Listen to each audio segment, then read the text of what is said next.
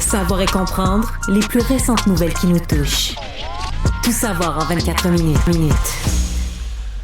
Bienvenue à Tout savoir en 24 minutes. Bonjour Isabelle. Ça me fait Isabelle. plaisir d'être là. J'imagine, puisque c'est ton émission quand même. Toujours un plaisir de faire le tour des nouvelles de la journée avec toi. Résumons tout ça tout de suite. On va commencer par l'actualité judiciaire, parce qu'aujourd'hui, un jugement a été prononcé dans cette affaire qui a ému tout le Québec. Le décès de la petite Maria, cette jeune réfugiée ukrainienne de 7 ans qui avait été happée par un véhicule en se rendant à son école en traversant la rue en décembre 2022. Et c'est Juan Manuel Becerra Garcia, 46 ans, qui était au volant lors de l'accident. Parce que oui, c'est un accident. C'est ce qui a été rapporté encore une fois au procès aujourd'hui. Sauf qu'il avait pris la fuite. Puis c'est vraiment là-dessus que le jugement a été prononcé aujourd'hui, trouvé coupable parce que, lui a plaidé lui-même coupable parce que c'est pas conduite dangereuse causant la mort dont on l'accuse, puis on croit sa version selon laquelle il l'a pas vu du tout, puis lui rappelle qu'à ce moment-là, puis c'est ce qu'on racontait du côté de la couronne, le soleil était aveuglant, lui a comme pas bien vu ce qui se passait, a entendu un bruit, senti comme s'il roulait sur une bosse, a regardé dans son rétroviseur et n'a rien vu et donc a continué son chemin. Puis même les analyses de son véhicule ont révélé qu'il n'y avait pas de marque du tout sur le véhicule, mais qu'il a comme gardé un doute, ce qu'il aurait dû faire bien évidemment. Si vous sentez que vous avez roulé sur quelque chose, vous vous arrêtez, vous allez vérifier. Et malheureusement, c'est pas ce que M. Garcia a fait. Donc il est rentré jusque chez lui, puis on rappelle, c'est lui-même qui s'était livré aux autorités par la suite parce que le doute subsistait dans son esprit. Ce qui fait en sorte, entre autres, que comme il plaide coupable, reconnaît les faits, il devrait... s'est excusé aussi à la famille. S'est excusé à la famille, à la mère. Ça doit être terrible, là. Ça doit être terrible qu'une chose pareille arrive. Oui, parce que la mère de la petite Maria était présente en cours. Il y a une interprète qui continue à lui expliquer exactement ce qui se passait et M. Garcia s'est exprimé directement, s'est adressé directement à elle en expliquant que comme il est un père lui-même, il comprend à quel point... jamais il ne pourra réparer ce qui est arrivé, présente toutes ses excuses, dit qu'il comprend que ça ne pourra jamais rien changer. Donc, c'est une histoire vraiment tragique, là, dans le sens où on n'a pas un meurtrier, un homme qui a fait exprès dans cette situation-là, mais qui malheureusement a quand même causé la mort. Donc, on parle d'une sentence qui devrait être prononcée, bien évidemment, par la suite, mais une sentence de prison à domicile. C'est ce qui devrait frapper le monsieur Garcia avec une interdiction de conduite, une probation par la suite, mais devrait s'en tirer donc avec de la prison à domicile. Conclusion de cette histoire-là qui a aussi remis en question la manière dont on protège les enfants aux abords des écoles, puis surtout la manière dont on circule en véhicule aux abords des écoles à Montréal et ailleurs. Toutes sortes de témoignages, Isabelle, qui étaient ressortis par la suite sur à quel point il y a des coins là, où tu es près d'une école, la limite de 30 là, est imaginaire pour certains automobilistes. Là. Écoute, il y a du monde, il n'y a rien à faire avec eux. Oui, puis ça me rappelle cette vidéo virale qu'on voit aujourd'hui, là, d'ailleurs, d'un jeune enfant qui est frappé 4 ans par un cycliste cette fois-ci. Là. Heureusement, on se comprend, la petite fille s'en sort, mais tout près d'un autobus qui déploie son panneau arrêt. Puis ça rappelle que, les cyclistes, vous êtes aussi affectés par l'arrêt, le stop là, d'un autobus jaune qui se déploie. C'est aussi valide pour les cyclistes. Donc, toutes sortes de réflexions là, qui ont émergé à la suite de cette tragique histoire. Et ça fait beaucoup réagir les gens sur les réseaux sociaux. Là, aujourd'hui, là, on parlait beaucoup de ça. Beaucoup de gens aussi qui rappellent... Bon, évidemment, c'est des automobilistes. Puis je pense que chacun a des positions très campées. Ouais. Il y a des automobilistes là, qui sont vraiment très virulents à l'endroit des cyclistes. Et il y a, à leur tour, des cyclistes qui sont très virulents à l'endroit des automobilistes. Moi, sincèrement, j'ai l'impression que souvent... T'es un peu des deux. La faute est des deux. Si t'es dans un véhicule automobile, c'est toi qui est plus dangereux. T'sais, si tu frappes un cycliste, il va avoir mal. C'est lui qui va être blessé, pas toi. Il risque d'avoir plus de dommages que l'automobiliste. Puis idem pour un cycliste qui frappe un piéton. Oui. Et c'est pour ça que moi, j'en reviens toujours au partage de la route, puis à regarder où est-ce qu'on va. On s'en va tout quelque part, puis on oublie qu'il y a d'autres mondes. Puis on oublie que les gens ne savent pas tous conduire. Moi, ça me sidère, Alex, de voir à quel point les gens ne savent pas conduire. On se trouve bien bon, là, mais sincèrement, les gens, ils cherchent, ils sont en 2 lignes, ne mettent pas leur le clignotant. Ça texte au volant aussi. Ça texte beaucoup au volant. Moi, je le vois, là, les gens, tu dis, ils savent pas que c'est illégal puis que ça peut leur coûter leur voiture. Quand t'es à un feu rouge, là, C'est Que là, terrible. ça vire vert. Ouais. L'auto devant toi avance pas. Ouais. 1 seconde, 2 secondes, 3 secondes. 4 secondes, on est obligé de klaxonner. Puis là, tu le sais, là, tu le vois Ouais. dans ta tête, la personne qui est sur son sel dans son dos, fait ah! Puis là, qui soudainement avance, là, elle se pensait bien smart parce qu'il était un feu rouge. Non, Mais vraiment. tu sais, dernièrement, j'avoue que cette semaine, j'ai un peu moi-même pesté contre quelques cyclistes qui pensaient que la route leur appartenait puis qui sont très, très, très... Tu sais, le discours montréalais, là, pro-cycliste, moi, je suis bien d'accord, tu sais, je suis pour une ville qui est aussi Avec un une peu mobilité, plus... Oui, ben oui. exactement. On a des beaux exemples en Europe où ça marche bien, où il y a cette espèce de... Tu sais, on a intégré le transport collectif, puis le vélo en fait partie. Mais là, tu as des cyclistes en plein milieu de la rue alors que tu as la piste cyclable à côté. Quand tu es Ouais. automobiliste, c'est fâchant. Oh, t'as pas le monopole C'est de la fâchant. vertu parce que t'es un Non. cycliste. T'as parlé de partage de la route, Oui. mais le partage, c'est la responsabilité de tout le monde. Voilà. N'oubliez pas qu'il y a d'autres gens autour de vous. Exemple. Toi, tu fais du vélo à l'été? Ah, moi, je ne jure que par Bixi. Hein. Je suis le Ah, toi, t'es en fan numéro. Bixi? Ah, moi, là, je veux même pas un vélo. Pour moi, Bixi, ça a changé ma vie à Montréal. Tu peux C'est vrai. aller partout, tout le temps. Il y a des stations partout. T'es fatigué, t'as des côtes à monter. Bixi électrique, hey, c'est un jeu d'enfant. Tu te rends n'importe où. Ah, tu veux sortir C'est-tu facile de payer, contrairement à l'autobus Ah, ou au j'ai- métro? Moi, j'ai une petite puce comme ça, mon porte-clés. Je rentre, ding, ding, ça sort mon vélo, puis that's it. Bon. Alors, c'est d'une facilité déconcertante. Moi, Bixi, là, c'est. C'est drôle, parce que je pensais m'acheter un vélo, là. Ah ouais, ça dépend à J'ai quel un point tu vieux as vélo, je me dis, l'accessibilité. ouais, c'est ça. Tu sais, ils sont pas toujours. Tu sais, c'est pas le meilleur vélo du monde. Là. Un Bixi, c'est un peu lourd. Là, si C'est tu veux pas point faire A, ça. point B, quand même. Point- c'est ça? mais c'est point A, point B, mais après ça, tu veux partir point B, retourner à ton point A, tu peux encore reprendre un Bixi. Ouais. Moi, combien de fois, par exemple, je voulais me rendre, sortir avec des amis un soir, tard, tu prends un coup. Tu sais, je veux pas revenir ni en vélo, ni en mais- voiture. ouais. Fait que je me rends en vélo. Puis après ça, ben, si je suis fatigué puis tout, je prends un taxi. Je rentre chez moi, mais j'ai Voilà. pas un vélo à sacrer en arrière du taxi. T'as Tu raison. sais, je trouve que c'est d'une facilité déconcertante. Puis j'ai pas peur de me le faire voler non plus, parce que ça aussi, ça arrive à Montréal. Ouais. Est-ce que les gens sont plus civils? Parce que pendant une certaine époque, les gens les remettaient pas forcément ou les laissent comme ça. Ou... Je pense que oui. Je pense que c'est Ouais, un grand hein. succès quand même, montréalais. Ouais, ici. ça, c'est clair. Ouais, ouais. Bon, mais tant mieux. Ben oui, félicitations, bravo. Bravo. Actualité. Hey, je reste dans les affaires judiciaires parce que ça, c'est une histoire qui fait jaser Isabelle. Puis peut-être qu'il y a des gens qui s'en souviennent plus, là, parce que c'est une vidéo qui est devenue virale en 2022. Puis là, au nombre de contenus virales qu'on reçoit, on s'entend qu'on finit par Il y a oublier. bien des affaires virales. Mais celle-là, On l'a bien évidemment que je vais te la faire écouter dans quelques instants, Isabelle. Puis on va parce la que décrire aussi. c'est un homme, un Québécois de 32 ans, qui vient de perdre son procès pour diffamation, parce que lui poursuivait quelqu'un qui a diffusé sur les réseaux sociaux une vidéo de lui assez disgracieuse, merci, dans laquelle on le voit dans un Normandin. Et dans le Normandin, septembre restaurant? 2022, oui, le restaurant Normandin, ben, le Québécois en question, M. Mathieu Simon, qui est un entrepreneur originaire de Gaspé, ben, pogne les nerfs, on va le dire comme ça, pogne les nerfs après les employés du Normandin. Lui est rentré après la fermeture, mais le restaurant, la porte n'était pas encore barrée. Rentre, voit qu'il y a des employés qui sont comme en train de niaiser sur une banquette. Là, lui pense qu'ils sont en train d'avoir des ébats amoureux à l'intérieur. Puis là, comme pogne les nerfs après pète les une employés coche, du... hein. Mais pète une coche. On va pouvoir écouter un petit extrait, ça vaut la peine. Parce que vous êtes payé 15$ de l'heure, hein? On est fermé, notre boss nous fait. Non, on n'est pas fermé, tabarnak! Qu'est-ce? Vous êtes encore lourd, hein? Mais tu sais, nous fait la Non. Qu'est-ce que je vais en prendre, tu penses? Ben voyons. Je gagne 400 000$ par année. C'est ce que je voulais te faire entendre. Je gagne Il gagne 400 000 piastres par année. Ça, c'est Revenu Québec qui l'a appelé finalement, non? Ah, ça...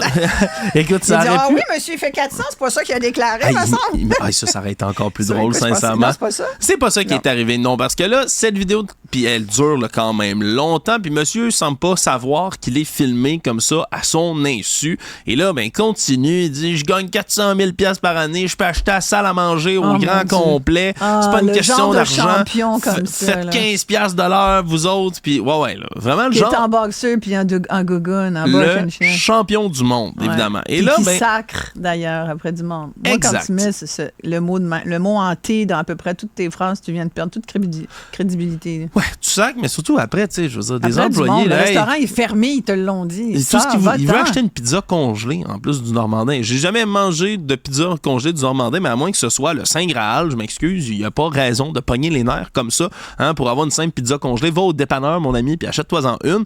Mais là, Quelle heure il était, on sait? Quelle heure il était juste après 10 heures. Puis 10 heures, c'est l'heure de fermeture, donc du restaurant. Puis lui, il est comme, vous n'êtes pas fermé, en donnant quelques sacres. Et là, mais comme il y a eu cette vidéo-là, elle a été filmée et diffusée par quelqu'un qui s'appelle Daniel Guénette sur Facebook. Ce serait pas la personne qui a filmé tout ça, mais qui a diffusé en mettant en garde contre cet entrepreneur-là, en disant, regardez, si vous faites affaire avec lui, mais sachez que c'est ce genre de personne-là.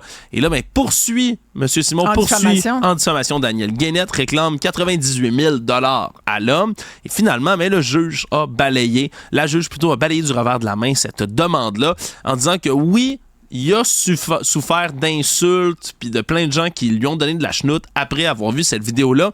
Mais, il dit, ce n'est pas de la faute commise par Daniel Guénette de publier la vidéo si vous avez reçu autant d'affaires. Les impressions négatives résultent des propos émis par Mathieu Simon et ses propres gestes. Donc, en gros, c'est de ta faute, mon ami. Ta poursuite en diffamation ne vaut pas grand-chose. Par contre, le journal a contacté M. Simon, qui lui reconnaît avoir été un gros colon dans cette histoire-là, dit qu'il est incapable de regarder la vidéo désormais, confie avoir consommé de l'alcool durant la soirée. Puis ça se voit dans le reste de la vidéo quand même. Moi, je me suis dit, le gars, il n'est pas à jeun. Là. Non, le gars n'est pas à jeun dans cette histoire-là. Il n'exclut pas, par contre, d'aller en appel dans cette cause-là, parce que lui dit qu'il y a un véritable préjudice qu'il a subi autour de tout ça. Bref, la saga de la pizza... Il travailler pour être une meilleure personne. Ouais. Oui, puis malgré lui, il va peut-être devenir un nouveau mon père est riche en tabarnak, tu sais, des beaux vidéos viraux québécois de gens bien colons, là. Ouais, je fais 400 000 $, je peux vous acheter la salle à manger. C'est quoi, Heineken? Tequila, Heineken, pas le temps de niaiser, il y en a. Isabelle, ça, un jour... c'est trop puissant. Un jour, je te ferai mon top 20 des meilleures vidéos québécois. Demain. Je peux te faire ça, la dinde noire, les petits bonnes, oui, j'en ai pour toujours. OK, ça, demain, tu nous fais ça? Si j'ai le temps, oui, on fait ça. D'accord.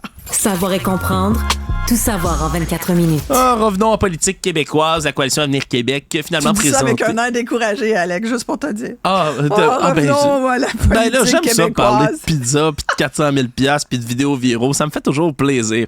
Mais oui, parce qu'aujourd'hui, Jonathan Julien, ministre des Infrastructures, Geneviève Guilbeault, ministre des Transports, qui présentait la stratégie d'accélération de construction d'infrastructures publiques. C'est le fameux Mobilité Infra Québec. Voilà le projet de loi numéro 61. Le projet de loi que je vais lire ce soir. Voilà, avec attention, j'imagine, qui crée justement le MIQ, Mobilité Infra Québec, un conseil constitué, on dit, entre 30 et 50 experts qui, eux, vont avoir comme premier mandat de réaliser les grands projets de transport collectif. Pourrait aussi inclure des projets routiers, mais ce qu'on veut, c'est se doter d'une stratégie nationale concertée pour être capable de construire des projets de transport, mais non seulement de les prévoir, de les construire, puis après ça, de s'arranger pour que ce soit construit pas trop cher puis pas trop lentement. Parce que ça, c'est deux problèmes qu'on voit à répétition, bien évidemment, dans nos constructions de projets d'infrastructure ici au Québec. Développement ou amélioration d'un système de transport intelligent, dit-on. Voilà, intelligent, c'est le mot.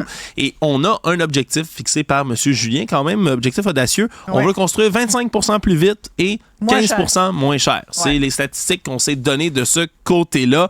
On veut aussi accélérer la démarche gouvernementale pour autoriser des projets majeurs, donc pour aller plus vite, démarrer plus vite les chantiers également. Donc, on est beaucoup là-dedans au Québec en ce moment. Là, le gouvernement est beaucoup dans, OK, on a le ministère, mais nous, on va faire une agence. On va aller chercher des... Là, c'est comme... J'ai hâte de voir qui va gérer ça. Mais moi aussi. Ça va-tu prendre un Top Gun ou 2 Top Gun? Ou 50 Top Gun dans cette histoire-là? Combien de Top Gun ça va prendre pour Puis ils vont être payés combien? Écoute... Je sais pas. C'est une autre discussion à voir. On a hâte de voir. Je te laisse à ta lecture ce soir. Écoute, c'est quand même 35 pages et puis donc ça vient de sortir. Donc il faut regarder ça à tête reposée, mais c'est intéressant. Et on reparle demain à Martin Danfous, président de l'UMQ, sur cette question-là, parce que demain, comme tu le sais, il y a cette grande rencontre, sur justement le transport collectif au Québec, là, dont on fait une priorité nationale. Il est à peu près temps. Oui, il est à peu près temps, puis surtout dans les conditions actuelles dans lesquelles on construit des infrastructures, tous les projets qu'on fait, il y a des dépassements de coûts, il y a des dépassements de délais aussi sur tous les projets. Moi, je pense que, sincèrement, les Québécois sont rendus tellement cyniques par rapport à tellement de nos institutions. On parle du système de santé, on rit. On parle du système de justice, on rit. On parle du système d'éducation, on est mort de rire. On parle des infrastructures, le tunnel va coûter le triple, on le sait, puis il coûte le triple. Transformation numérique, t'as oublié? Transformation numérique, aïe aïe. Je veux dire, c'est dommage parce que j'adore notre État québécois, je trouve qu'on a des belles réalisations, mais on finit par être tellement cynique parce qu'il n'y a rien qui fonctionne comme du monde. Je souhaite, sincèrement, que la CAQ ne se plante pas dans celle-là. Tout savoir en 24 minutes. évidemment, ça continue de gronder du côté de Québec solidaire. Ce matin, c'est une lettre parue tout d'abord dans le journal La Presse qui rapporte les propos de 40 signataires, 40 ex-membres, ex-candidats de Québec solidaire, avec évidemment Mme Catherine Dorion étant la plus connue parmi ceux-ci, qui dénoncent le pragmatisme que Gabriel Nadeau-Dubois veut employer, disent que c'est un éteignoir, veulent que le parti garde leur âme dans des termes qui sont très Québec solidaire, on va le dire comme ça, sans que ce soit négatif, mais on parle du fait que l'idée, c'était que Québec solidaire va finir par accéder au pouvoir, mais pas en suivant les règles habituelles, en étant différent, menant un mouvement citoyen, une mobilisation des gens. Et là, plus tôt aujourd'hui, en entrevue, entre autres, l'ancienne candidate, Caroline Cac, a été plus nuancée quand même, a expliqué que les membres de Québec solidaire, peu importe lesquels, veulent que le parti gouverne. L'objectif, c'est quand même de gagner. C'est la manière de s'y rendre qui fait dissension en ce moment. Remet pas en question le leadership de Gabriel Nadeau-Dubois. C'est ce qu'elle dit. Trouve que c'est un excellent parlementaire, mais qu'il doit écouter les membres du parti. Du côté de Manon Massé, l'ancienne co-porte-parole, elle trouve que c'est un débat sain qui est lancé par Gabriel Nadeau-Dubois, puis que c'est réconciliable tout ça et que tout le monde va être capable de se parler puis de rentrer dans les rangs par la suite. Est-ce que c'est un vœu pieux ou ça peut vraiment se réaliser? C'est quand même toute une claque ce matin de voir ça puis de pouvoir lire cette lettre. Tout savoir en 24 minutes. Est-ce que c'est la fin de la saga des pleins de marde, le plein de marde gate, comme on peut l'appeler? J'ai du plaisir chaque fois que je le prononce en ondes. Je me sens comme un enfant qui dit des mauvais mots et qui trouve ça drôle. Francis Drouin, je rappelle, député franco-ontarien, traité des chercheurs qui étaient venus devant la Commission des langues officielles et les a traités de plein de marde alors qu'ils exposaient des faits statistiques sur le français et l'éducation.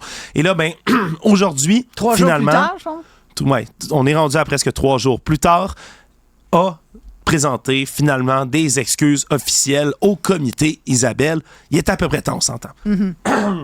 Et puis, là, aussitôt dit, aussitôt la charge des oppositions s'est poursuivie du côté du Bloc, tout comme du Parti conservateur.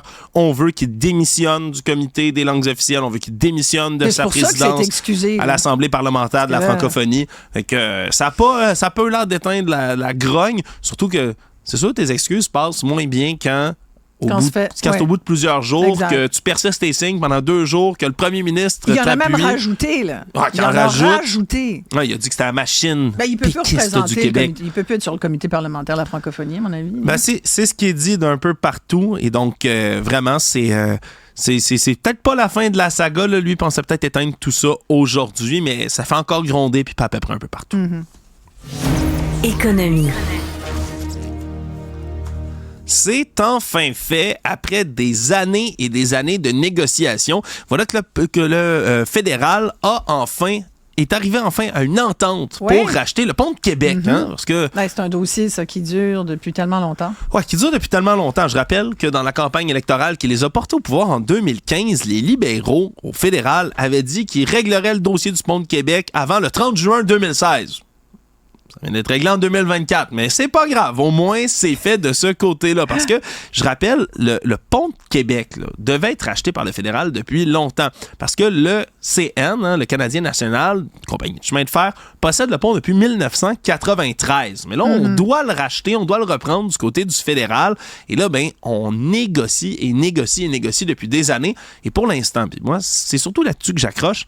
On ne sait pas c'est quoi le montant. J'allais te le demander, on sait-tu pour combien? On ne sait pas pour combien, mais je te dis, par exemple, le dernier chiffre. À l'automne 2020, dans le rapport du négociateur fédéral, on disait que sur 25 ans, ça allait coûter, peinture, entretien d'infrastructure, sur 25 ans, 784 millions de dollars. Mais ça, c'est en 2020. Je rappelle que depuis 2020, il y a eu une pandémie. Flambée des coûts. Explosion de tous les coûts, des matériaux, de la main-d'œuvre.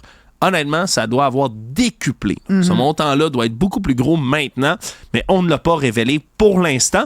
On se félicite quand même en disant que c'est une excellente nouvelle du côté du fédéral qu'on soit enfin arrivé à une entente de ce côté-là. Mais bon, c'est quand même... ça risque de coûter cher aussi, ce projet. Mais maintenant, c'est tout le temps ça. Il n'y a plus rien qui se fait à petits coups. Le pont de l'île d'Orléans, là, on parlait d'infrastructure il y a quelques instants. On a révélé la facture, puis tout le monde a fait comme... C'est comme 400 000 $ par habitant de l'île d'Orléans à peu près que ça va coûter. Exact. On n'a pas le choix en même temps. On va pas les faire se téléporter d'un bout à l'autre ou franchir le fleuve en catapulte. On s'entend que ça prend un pont, mais à quel prix? Maintenant, les coûts sont rendus complètement débiles. L'inflation, je sais que tu t'en préoccupes beaucoup à l'épicerie, mais maudit que ça frappe dans nos projets d'infrastructure aussi. T'as tellement raison. Le monde.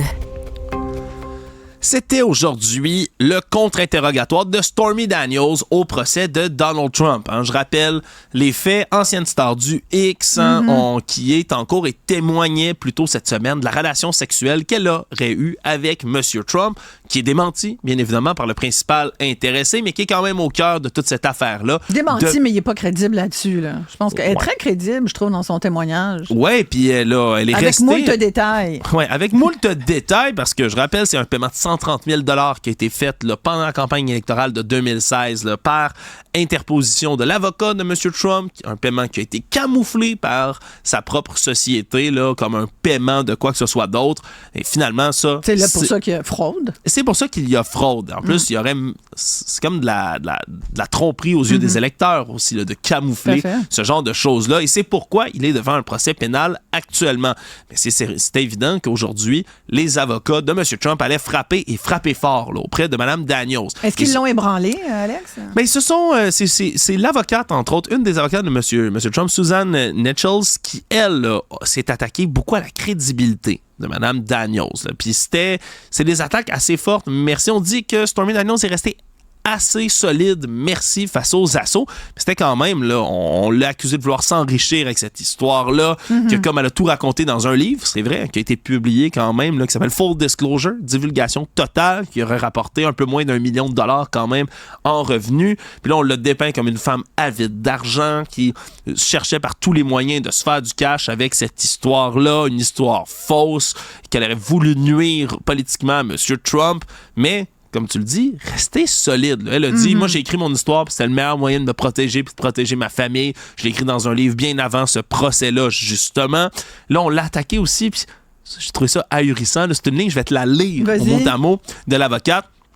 Vous avez aussi joué et réalisé plus de 150 films pornographiques. Donc, vous avez beaucoup d'expérience dans l'art de rendre réelles des relations sexuelles bidons.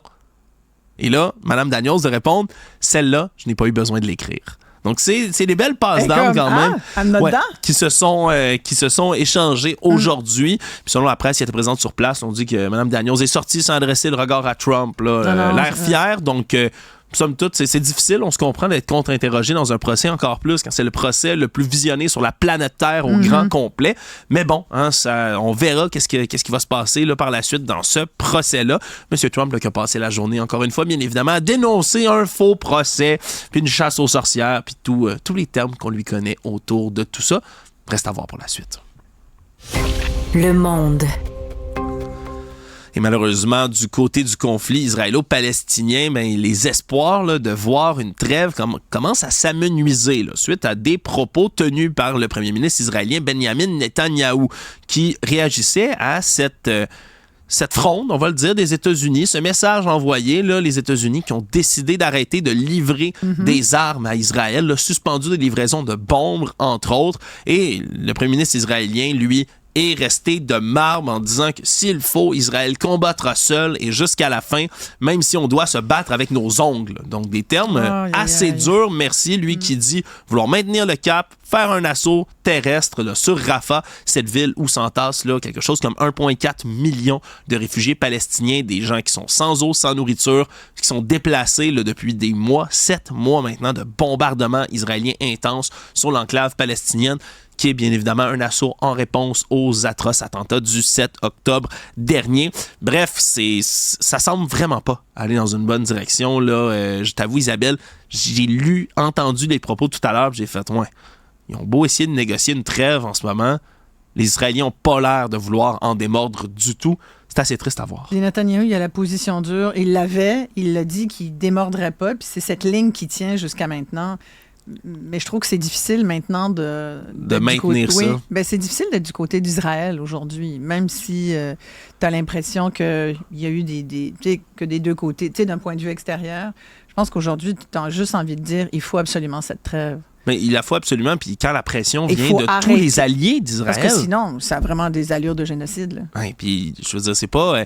Les États-Unis ont vraiment attendu avant de devenir plus durs là-dessus. Si les États-Unis, puis on se comprend, il y a des observateurs de la CIA qui sont sur place, eux le disent, là, regarde, ça n'a plus d'allure, il faut vraiment que ça arrête. Et Israël décide d'en faire fi puis de continuer seul. Ils vont se ramasser seuls. Ils vont se retrouver seuls. C'est ce qui risque d'arriver malheureusement à cette étape-ci. Donc, bien triste déclaration du premier ministre israélien. Eh bien voilà, alors tout savoir en 24 minutes, mais c'est encore mission accomplie!